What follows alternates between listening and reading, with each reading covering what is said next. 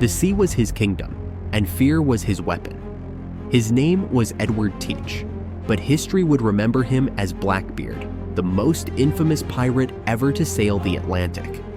His tangled black beard, wild and threaded with burning fuses, struck terror into the hearts of sailors and merchants alike. His legend wasn't just in the battles he fought or the ships he plundered, it was in the sheer, unrelenting chaos he brought to the seas.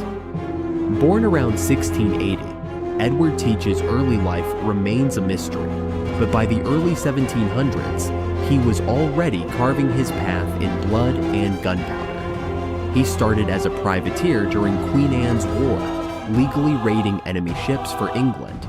But when the war ended, Teach and many other sailors found themselves without work, and the only profitable trade left was piracy.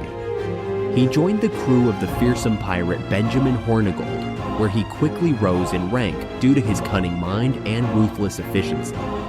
It didn't take long for Teach to seize control of his own destiny, taking command of a captured French slave ship and renaming it Queen Anne's Revenge. With this heavily armed vessel, he would become a name whispered in terror across the Caribbean and American colonies. Blackbeard didn't just steal from his victims, he played with their minds, ensuring that news of his fearsome persona spread like wildfire. He understood that fear was as powerful a weapon as cannons and cutlasses. Before battle, he would weave slow-burning fuses into his thick, unkempt beard, lighting them so that smoke billowed around his face like some demon risen from the depths. His towering frame, dressed in dark clothes with pistols strapped across his chest, made him look more monster than man. Many ships surrendered without a fight at the mere sight of him. By 1717, Blackbeard's reign of terror reached new heights. He and his growing fleet roamed the seas, plundering merchant vessels and seizing their cargo. He formed alliances with other notorious pirates, including the bloodthirsty Charles Vane and the cunning Stede Bonnet, creating an unstoppable force on the open ocean. His audacity knew no bounds, and in late 1717, he captured a massive haul when he took over a powerful British warship. It was then that he made a move that would cement his legend, the blockade of Charleston, South Carolina. For nearly a week in May 1718, Blackbeard held the city hostage. He and his men seized ships entering the harbor, taking prisoners and looting cargo. His ransom demand? A chest full of medicine.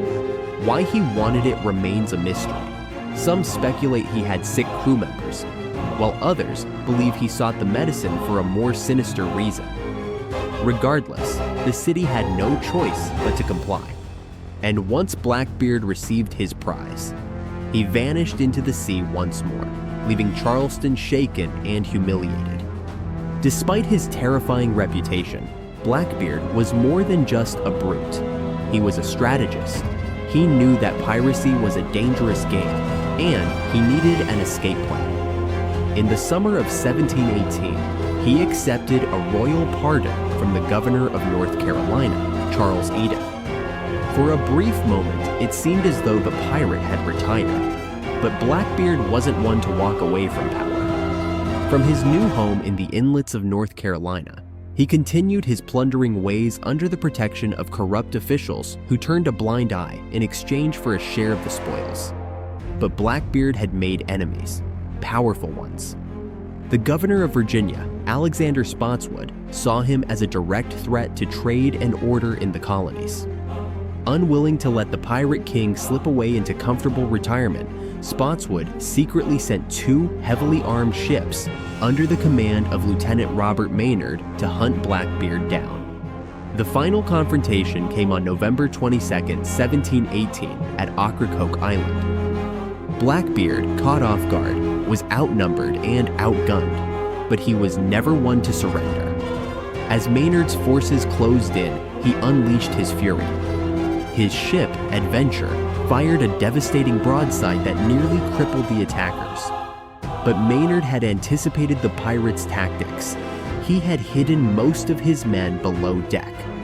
As Blackbeard and his crew boarded what appeared to be a near-empty ship, Maynard's men swarmed from below, engaging in brutal hand-to-hand combat.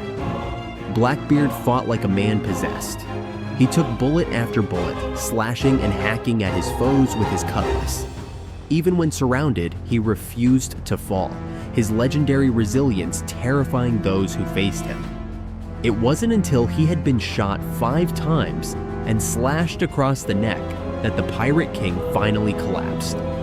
Even then, they had to hack off his head to be sure he was dead. To prove to the world that the reign of Blackbeard had ended, Maynard mounted the severed head on the bowsprit of his ship and sailed back to Virginia.